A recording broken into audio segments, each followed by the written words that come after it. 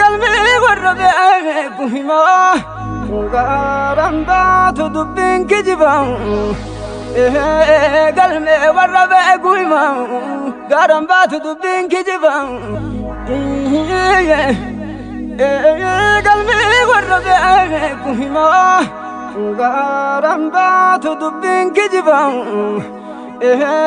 Galmi warra beeku himaa gaaraan baatu dubbiin kijibaa. Bahra keessanii baarri sanbifeettee jetanii bahra keessanii baarri sanbifeettee jetanii bahra keessanii baarri sanbifeettee jetanii bahra keessanii baarri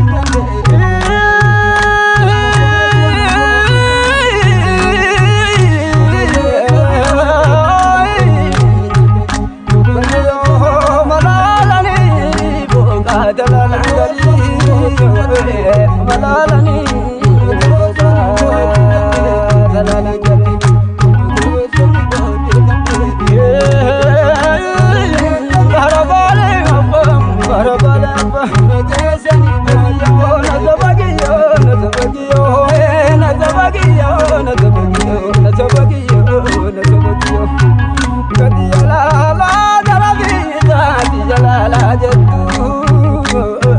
Jala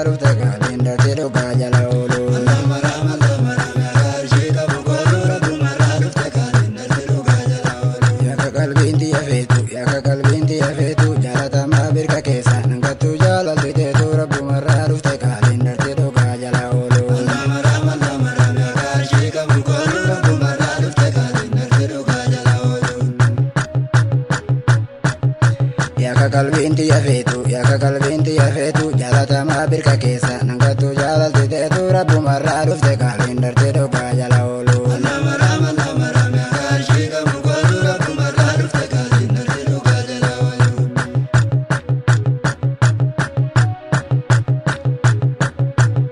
ya kana matarwana jalalo jalala ega jalal tinyatu amana rabbu marra dufte kalbin darte doga jala olu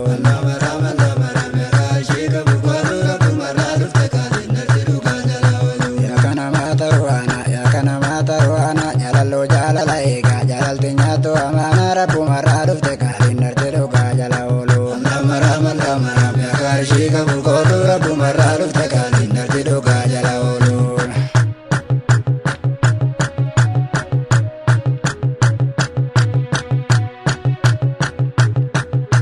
Rabbu marra dufte kalin darte doga jala olu Rabbu marra dufte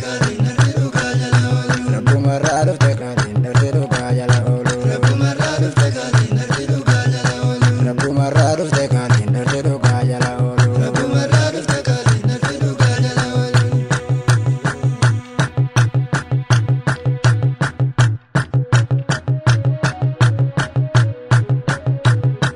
Allah maram ya karshi kabu kodu Rabbu marra dufte kalin darte doga jala olu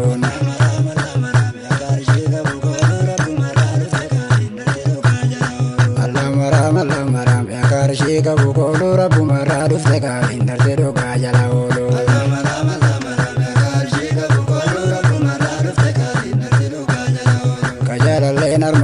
Kajalalle narmotu abba majala tebe kajalala wana magotu Rabbu marra dufte kalin darte doga jala olu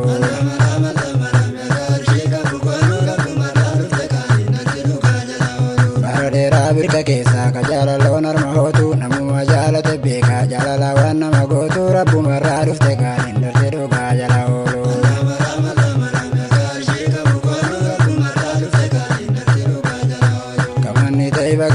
Kamanni taiba gamati sila salamata dama Dabita manyi namati Rabbu marra dufte kalin darte doga jala olu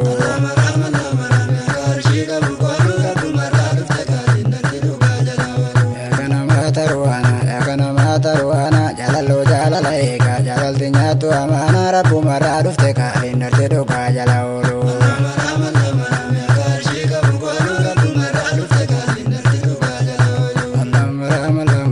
karshi kabu kodu Rabbu marra dufte kalin darte doga jala olu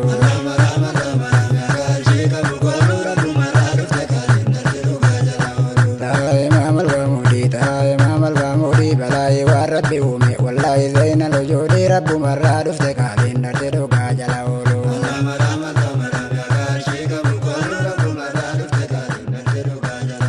Taha imam al-bamudi balai wa rabbi umi wallahi zainal wujudi Rabbu marra dufte